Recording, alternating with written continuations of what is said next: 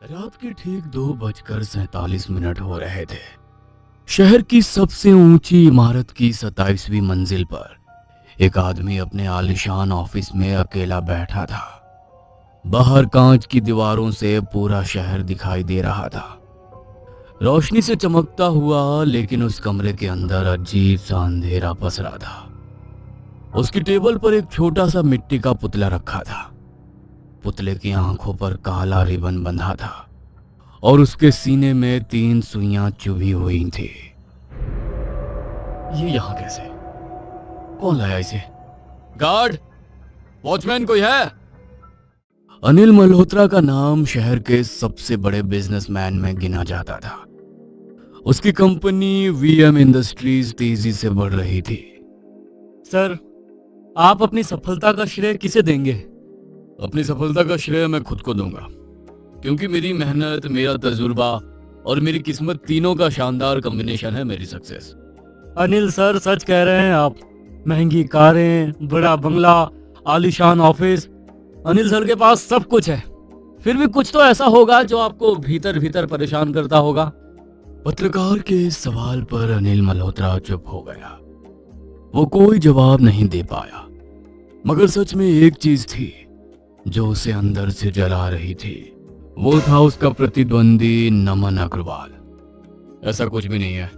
Next question please. आपके business rival अमन Agarwal sir की company अचानक तेजी से बढ़ने लगी है। उन्हें हर प्रोजेक्ट में एक के बाद एक सफलता मिल रही है, मगर आपके कुछ प्रोजेक्ट फेल हो रहे हैं। इसके पीछे की क्या वजह है? अब ये तो बिजनेस है, कभी कुछ चलता रहता है। अब देखते हैं आगे का कॉन्ट्रैक्ट कैसे मिलता है। कहते हुए अनिल ने प्रेस कॉन्फ्रेंस खत्म की और अपने ऑफिस आ गया। ऑफिस में उसके कॉलीग उसका इंतजार कर रहे थे, क्योंकि आज एक और कॉन्ट्रैक्ट नमन को मिला था, अनिल को नहीं। जैसे ही अनिल ऑफिस पहुंचा और ये खबर उसे मिली, उसने गुस्से में फाइल फेंक दी। यह कैसे हो सकता है? यह तीसरा कॉन्ट्रैक्ट उसे मिला है और हमें नहीं। हमारी कंपनी में कोई तो है जो उसे हमारी कंपनी की कोटेशन बता रहा है। सर, इस बार तो कोटेशन पूरी तरह से डिस्क्लोज थे। आपके अलावा किसी को भी नहीं पता था। यदि किसी को नहीं पता था तो नमन तक कोटेशन पहुंचे कैसे? ये आदमी मेरी हर डील बर्बाद कर रहा है। कहते हुए अनिल की आंखें लाल हो गई। धीरे धीरे अनिल के दिमाग में एक अजीब सोच बैठ गई। उसे लगने लगा नमन ने उस पर, उसके कारोबार पर नजर लगा दी है। अनिल पहले ऐसा आदमी नहीं था जो इन चीजों पर विश्वास करे, लेकिन लगातार असफलता ने उसके दिमाग को बदल दिया। एक दिन वो कार से कहीं जा रहा था।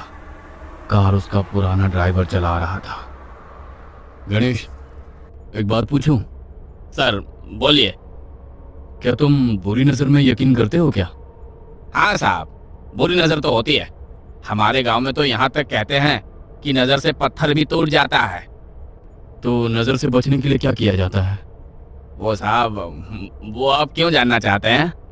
तुमसे जितना पूछा उसका उतना जवाब दो। साहब, वो साहब, मुझे एक अघोरी बाबा के बारे में पता है। लोग कहते हैं उनका उतारा कभी खाली नहीं जाता। वो शमशान में रहते हैं। उनका नजर का उतारा तो बहुत गजब का है। शमशान के बारे में सुनकर अनिल कुछ देर चुप रहा। वो कुछ नहीं बोला, तो ड्राइवर भी चुपचाप गाड़ी चलाने लगा। कुछ देर बाद अचानक से अनिल बोला, गणेश, कार रोको। क्या हुआ साहब? क्या तुम उनसे मुझे मिलवा सकते हो? हाँ, मगर आप उनसे क्यों मिलना चाहते हैं? अपने ड्राइवर गणेश का सवाल सुन अनिल उसे घूरते हुए देखने लगा। तो ड्राइवर उसे कार से शहर से बाहर एक पुराने शमशान घाट में ले गया। रात के वक्त चारों तरफ धुंध थी। हवा में जली हुई चिता की गंध थी। दूर एक आग जल रही थी। आग के सामने बैठा था एक अघोरी, सिर पर जटाएं, पूरे शरीर पर राख और आंखें इतनी गहरी कि जैसे अंधेरा उनमें समा गया हो। अनिल धीरे से आगे बढ़ा। अघोरी ने अनिल और उसके ड्राइवर को घूरते हुए देखा और जलती चिता में से एक लकड़ी निकालकर अनिल के चेहरे के पास ले गया। अनिल बिना डरे वहीं खड़ा रहा। उसने पलकें भी नहीं झपकाई। यहाँ क्यों आया है? बाबा, मुझे आपकी मदद चाहिए। अघोरी ने बिना उसकी तरफ देखे वो लकड़ी वापस चिता में डाली और सिंदूर से एक आकृति बनाते हुए कहा, नहीं, मदद नहीं, बदला चाहिए तुझे, बदला। उस अघोरी बाबा की बातें सुनकर अनिल चौंक गया। अघोरी धीरे धीरे मुस्कुराया, फिर अपने झोले में से मिट्टी और राख निकाली।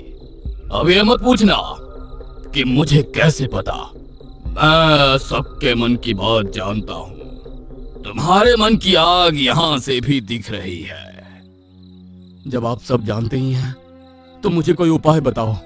अनिल का सवाल सुनकर भी अघोरी बाबा कुछ देर चुप रहे।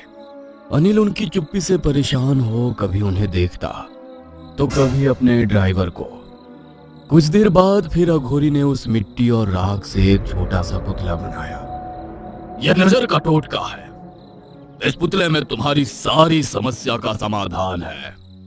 अघोरी की बातें सुनकर अनिल की आंखें चमक उठी। वो पुतले को हाथ में ले अघोरी से सवाल पूछने लगा। बाबा, इससे क्या होगा? जिसकी फोटो इस पुतले पर होगी उसकी किस्मत धीरे धीरे खत्म होने लगेगी और बदकिस्मती उसके दरवाजे पर दस्तक देगी।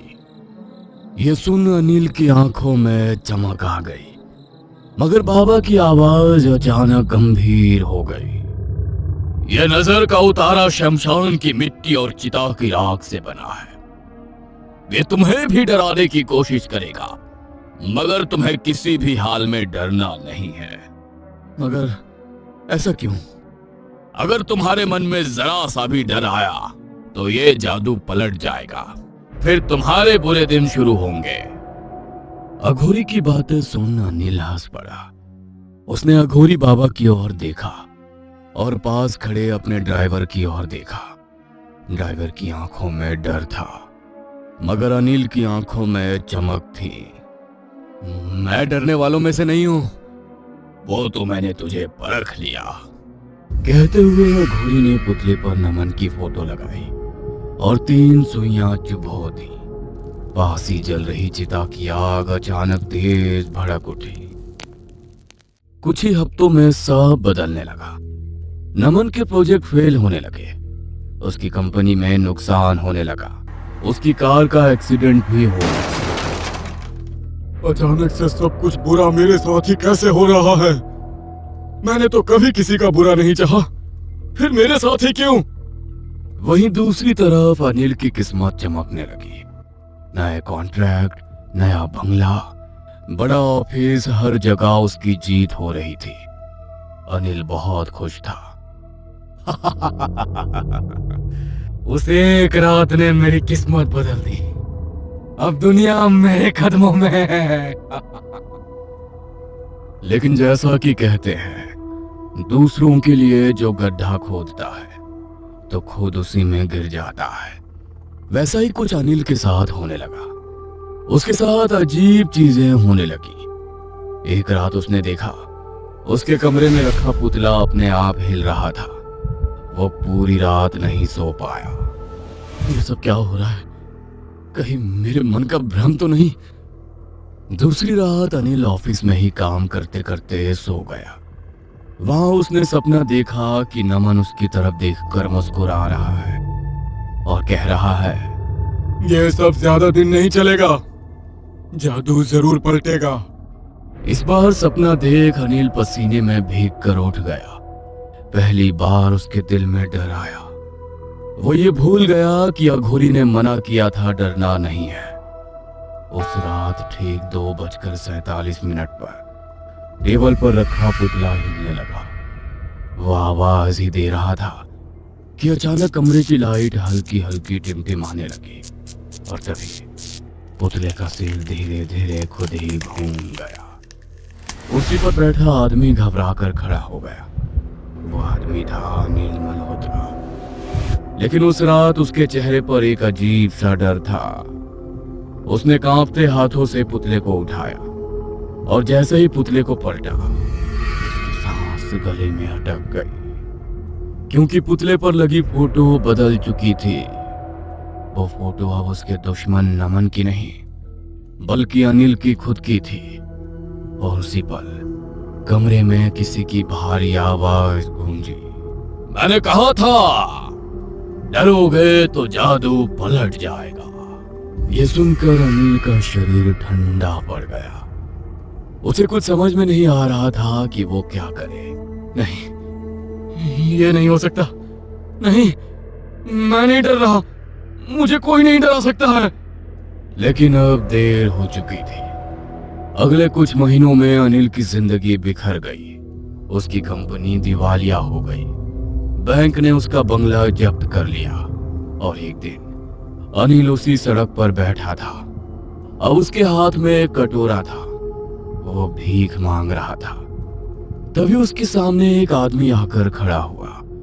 अनिल ने सिर उठाया। वो नमन था, लेकिन नमन की आंखों में अजीब चमक थी।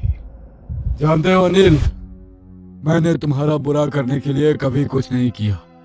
सब तुम्हारा ही किया है। तुम्हें किसी ने बर्बाद नहीं किया। ये सब तुम्हारी अपनी नजर का असर है। कहते हुए नमन ने उस पुतले को तोड़ दिया। डरते हुए अनिल उस पुतले को जोड़ने की कोशिश कर रहा था। नमन की बातें सुनकर अनिल घबराने लगा। वो कुछ बोल पाता उसके पहले ही अचानक नमन का चेहरा अंधेरे में गायब हो गया। अनिल चीख पड़ा, लेकिन अब उसकी चीख सुनने वाला कोई नहीं था, क्योंकि जिस आग में उसने किसी और को जलाना चाहा था, अब वही आग उसे अंदर से हर दिन जला रही थी। यदि आपको ये कहानी अच्छी लगी हो तो हमें सब्सक्राइब करें।